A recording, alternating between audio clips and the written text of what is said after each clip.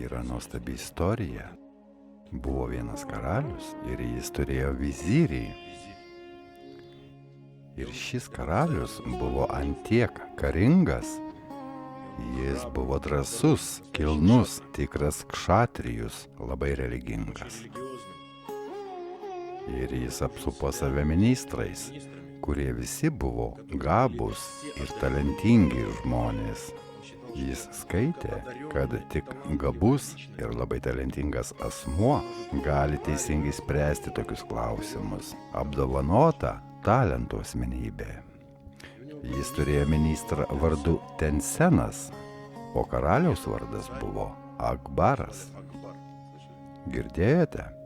Akbaras turėjo 9 ministrus. Jis juos vadino 9 deimantai. Visi jie buvo genijai ir talentai vienaip ar kitaip. Be genialumo jie turėjo įvairiapusiškų talentų. Ir Tensenas puikiai grojo muzikos instrumentais. Tiesiog nuostabiai grojo.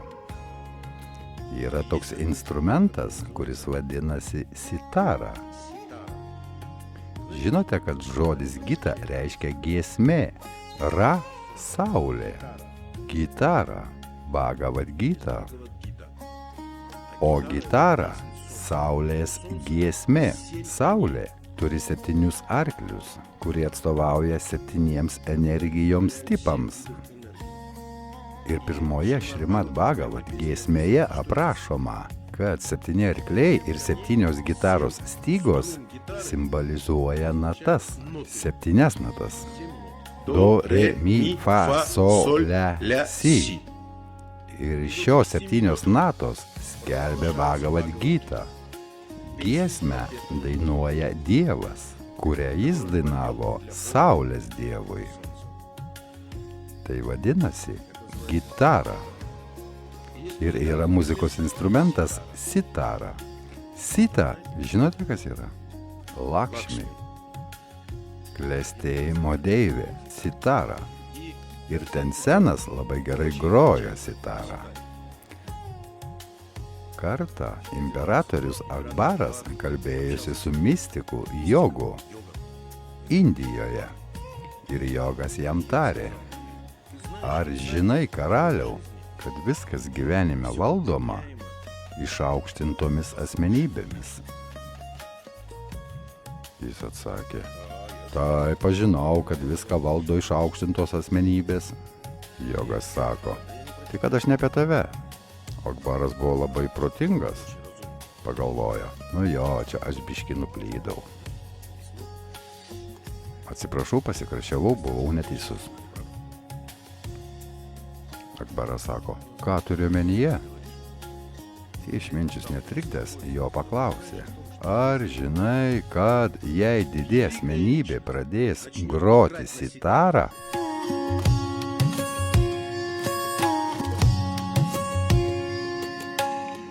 tiesiog jei šalia jo padėsi kitą sitarą, ji pradės groti tą patį, ką groja didi asmenybė. Pati, be prisilietimo, visos stygos virpės ir jie atkartos melodiją, kurią groja didi asmenybė. Negyvas instrumentas be jokios įtakos užgros, nes kitų instrumentų groja didi asmenybė. Ir jis pridūrė: tai jogiškas faktas. O Akbaras tikrai norėjo suprasti gyvenimą. Jis karys, jis visada nori išsiaiškinti, kokia gyvenimo esmė, kodėl jis drąsus, kodėl jis viską gali. Todėl kariai kšatrijai visada nori išsiaiškinti tiesą. Štai kodėl jie buvo tokie smalsūs. Eina savo, ar tikrai tiesa? Negali būti. Reikia sužinoti, kaip tai veikia. Ir jis nedelsiant pašaukė Tenseną, nes Tensenas mokėjo groti sitarą ir jis buvo didi geniali asmenybė. Akbaras pakvietė jį ir tarną. Tarnui liepė: atnešk man dar vieną sitarą. Atnešė ir padėjo sitarą. Ir tarė Tensenui: nagi grok. Kur tavo sitara? Taigi čia guli. Ne, ji mano. Nagi grok. Tensenas atsisėdo ir pradėjo kažką groti. Šiame pasaulyje gerai gyvena Meikė Pūkuotukas, kažkas tokio. Bet Sitara tylėjo. Akbaras suraukė antakius ir tarė: žinai, aš visada tave laikiau didžią asmenybę. Tensenas sako: na čia jūsų reikalas. Karalius sako: ir kaip aš save apsupau tokiais kvailiais. Tensenas: kodėl, valdove, ką aš padariau ne taip? Ar tu žinai, kad kai didė asmenybė groja sitarą ir jei šalia yra kita sitara, ji pradeda groti tą patį?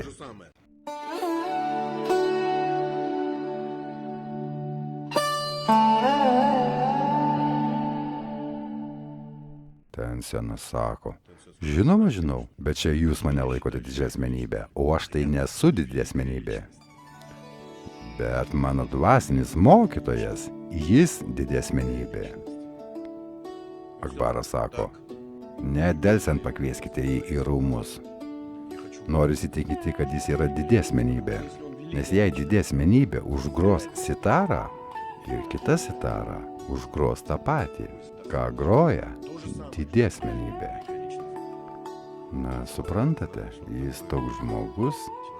Matote, aš groju sitarą, kad jūs pradžiuginčiau, nes kai jūs esate laimingas, aš gaunu moterų.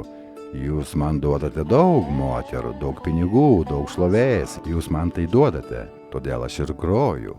Jūs suprantate? O didžiosios asmenybės groja dieviškai įkvėptos. Yra įkvėpimas groja, nėra įkvėpimo negroja. Jie negros dėl pinigų, dėl garbės, dėl valdžios, dėl moterų. Tik tada, kai yra dieviškai įkvėpti. Todėl net jei jį ir pakviesite čia, jei jis nebus dieviškai įkvėptas, jis visai negros, net jei nužudysite. Akbaras buvo labai protingas žmogus. Jis tarė: tada patys eikime pas jį. Tensenas sužinojo, kur dabar yra jo guru, ir jie atvyko į mažą kaimą. Jis gyveno pakraštyje, trobelėje. Jie pradėjo klausinėti: ar pažįstate mano guru?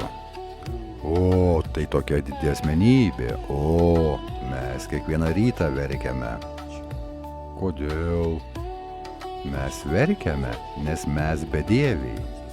Nes rytais nuo 3 iki 4 ryto jis groja sitara viešpačiui. Tikrai teisingai jis buvo pavadintas Haridasas. Akbaras sako: noriu jo paklausyti. Jie pasiėmė sitarą su savimi ir kad jis jų nepamatytų, nes kitaip nedainuotų.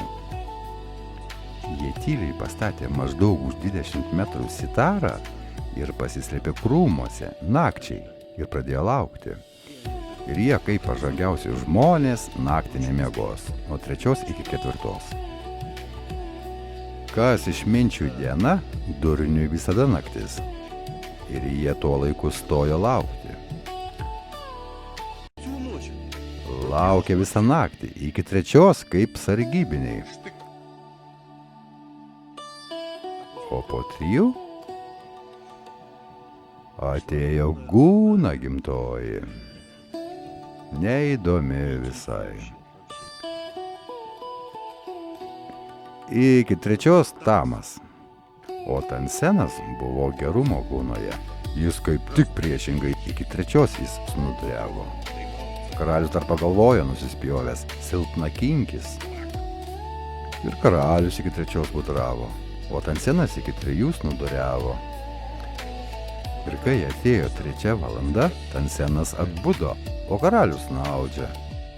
Ir tada Maharadžas pradėjo groti sitara. Ir stebuklas. Akbaras pradėjo žiūrėti sitarą, kurią jie buvo padėję.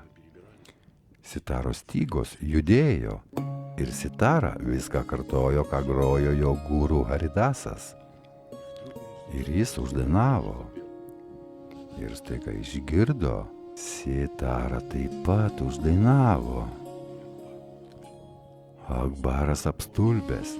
Jis prisiminė Dievą, prisiminė viską, prisiminė visus savo prisirišimus, kaip jis laiko save didžiu Indijos imperatoriumi, kaip jis laiko save reformatoriumi, kaip jis linksminosi. Ir jis pravirko, lygiai taip pat ir Tensenas verkė ir galvojo: O Dieve mano, kada aš pagaliau nustosiu groti už pinigus? Ir jis taip pat verkė. Jiems buvo taip gėda. Ir kada dainavimas baigėsi, jie patyliukais pasiėmė sitarą, kad guru jų nepamatytų, ir išėjo. Kai jie ėjo atgal, Akbaras tarė: tu nenaudinga asmenybė. Kiek kartų tu grojai, aš niekada nejaučiau to, ką jaučiu dabar, klausydamas tavo guru ir šio sitaro, kuris dainavo tą patį neliesdamas. Jis tarė: aš tave paleidžiu, Tensenai, eik ir būk šalia savo guru, nes didesmenybė gali pažadinti dieviškumą net mirusiame. Miręs objektas pradeda dainuoti ir groti, būdamas arti didžiosios asmenybės.